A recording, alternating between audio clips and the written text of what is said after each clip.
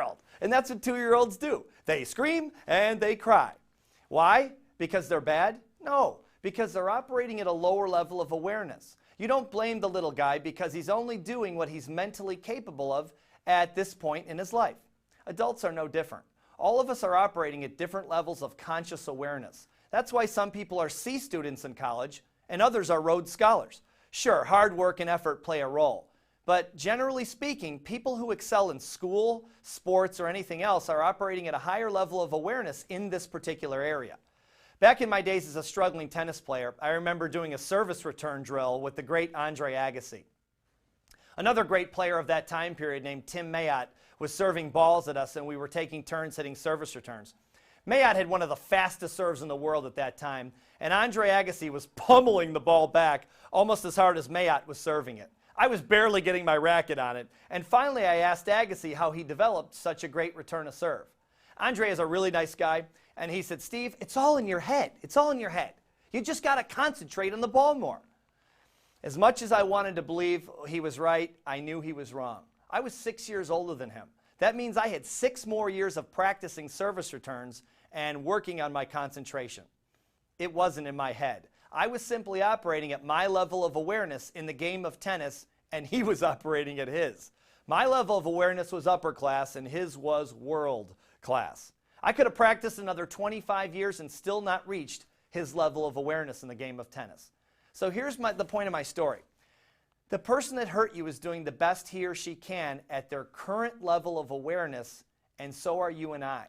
Instead of waiting for them to elevate their thinking, take a nonlinear approach and forgive their behavior. Transcend your ego and just let it go. I need to take a short break, but when we come back, I'll tell you the story of how I set a world record in dating. I'll also share with you more nonlinear solutions. Don't go away.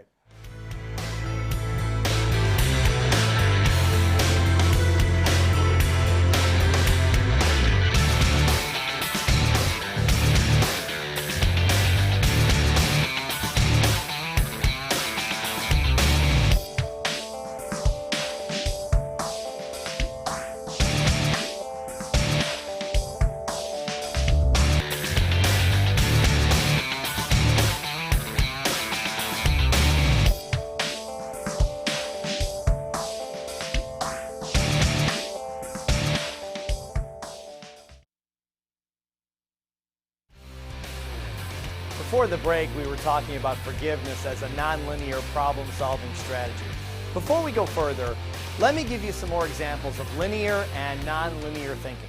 Linear thinking is a man who walks into a trophy shop and says, "Whoa, this guy is good."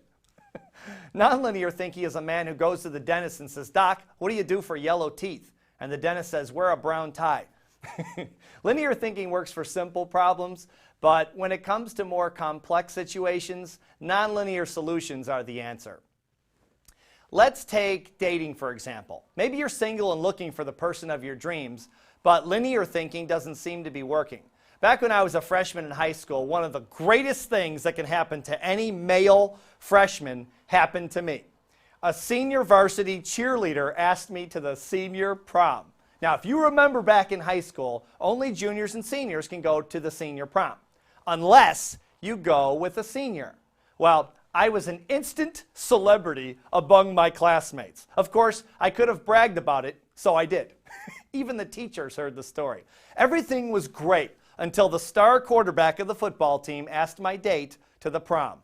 She dropped me like a bad habit. I mean, I was demoralized. But in the name of mental toughness, I secretly vowed to take a cheerleader to the senior prom no matter what. I was totally focused on making this happen, but I failed for 3 straight years. How sad is that?